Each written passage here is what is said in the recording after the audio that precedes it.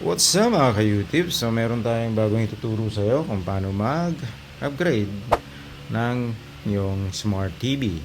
So siyempre ito matagal na to, hindi natin alam kung kailangan na mag-upgrade. So yan, punta lang tayo sa source, settings. Ayan po, nakita nyo no, sa settings. Tapos baba lang kayo. Punta kayo dun sa support. Nakikita nyo sa support, makikita nyo yung software update. Yan, no? Kiklik nyo lang po yung software update nyo, no? Yan. Okay, pagka-click nyo, meron po diyang current version. So, ang current version ng ating TV is 2501. So, pwede nyo i-click nyo update. Pero, siyempre, tatanungin kayo, mamimili kayo kung gusto nyo USB or tawag dito is pangalan nito is USB. So, yan. Sabi, hindi niya makita ang update. So, pwede kayong pumunta na samsung.com support. So, yan ang gagawin natin. So, pwede rin ganire update, tapos tatanungin ka kung gusto mo USB, no? Kagaya niyan, wala tayong USB nakasaksak dun sa USB port. Yan, gumawa nga pala ako ng extension. So dagdag tip to sa inyo, no? Ito, meron tayong USB port dito kasi nga nasa likod, para hindi ka mahirapan, naglagay lang ako extension. So yun, no? At para malaman pala, mga ka-YouTube, so punta rin kayo dito sa kung ano yung version or model ng yung TV. Puntahan nyo lang po yung about this TV. So ito na po yung pinaka model number ng inyong TV. Yan po ang isi-search natin sa website ng Samsung. Okay, so pasensya, tatabunan ko lang yung serial number, no?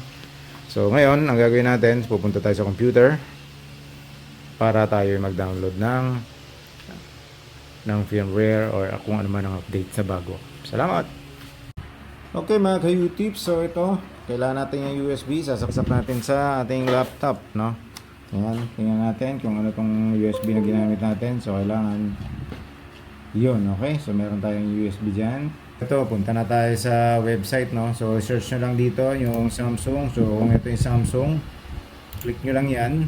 Yun, punta tayo sa website. Ito, Philippines, nakita nyo, lumabas yung Philippine website kasi dito tayo kukuha ng update. Click natin. So yun, type natin dito ang tawag dito yung TV natin, no? Ayan, punta tayo dito, TV, or pwede na rin i-search yung model, no? Type nyo lang dito, UA, paste na lang natin kasi nakaka-copy na naman natin, na-paste na natin pala kanina. So paste lang natin dyan. Paste, ayan na po mga ka-YouTubes. Ayan na po yung model number ng ano natin, ng pangalan nito ng TV. So i-click nyo lang yan. Okay. So pagka-click nyo, pag-select nyo dun sa TV na yon, 55 crystal UHD po ang ating TV, no? Medyo yayamanin, click lang ha. So yun po, tapos pupunta tayo doon sa manual ng software, no? Yung download natin, yung ida-download natin yung pinaka file niya. So mapapansin nyo, ito po yung pinaka dapat yung i-download, itong upgrade file USB type. So download lang natin yan, i-click nyo lang po yan, no? Yan, pagka-click nyo, ada-download na siya. Actually na-download ko na to kanina, so inulit ko lang. Mapapansin nyo, pag-click nyo rito, yun na po siya, oh. Okay, so kakancel na natin to, tapos doon na tayo sa parte na ating gagawin. Okay, so close lang natin tong website. Yan, punta tayo sa download. So extract nyo lang to, double click,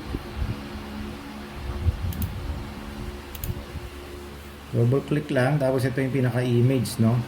So itong image, i-copy nyo. Yan, itong image, copy nyo, kunin nyo lang po yan, tapos copy, tapos dalhin nyo dun sa sa USB nyo. So katulad nito, itong USB natin is may mga movie na dyan sa loob, no? Kaya na natin, bala ko sanang i-format pa yung USB, pero okay lang, testing natin, no? Mas maganda empty po yung USB na paglalagyan nyo para naman hindi magkaroon ng issue, no? Pero tingin ko pa pwede yan. So gawin natin, baray na lang natin itong mga dito. Yan.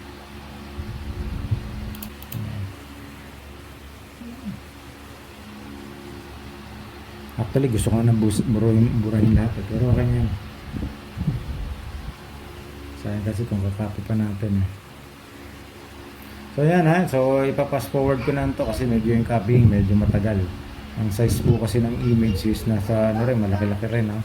Kung titingnan natin sa download, kung ilang GB siya, ito na natin dito. Saan ba yun? Kung titingnan nyo itong file, kung ilang size, ito na yun. Medyo malaki-laki din.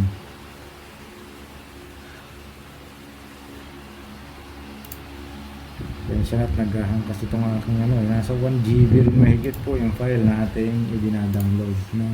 Nilalagay dito sa pangalan nito sa USB.